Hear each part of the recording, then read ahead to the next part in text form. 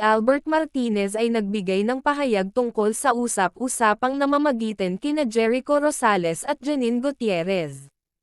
Ayon sa kanya, bagaman walang direktang pag-amin mula sa dalawang aktor, ramdam niya na may espesyal na koneksyon sa pagitan ng mga ito.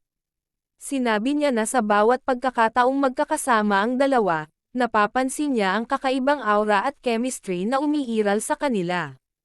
Dagdag pa ni Albert, kahit hindi sila hayagang nagpapakita ng damdamin, tila hindi may tatago ang closeness ng dalawa.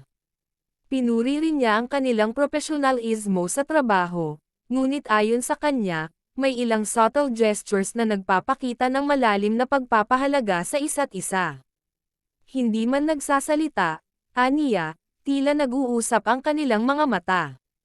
Ipinahayag din ni Albert na kahit sino ay makakaramdam ng kakaibang energy kapag malapit sa kanila.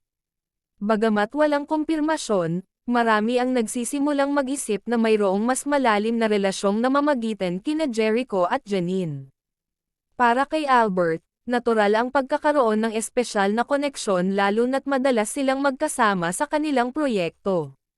Sinabi pa niya na hindi naman kailangan ng mga salita upang malaman ng tao ang tunay na damdamin.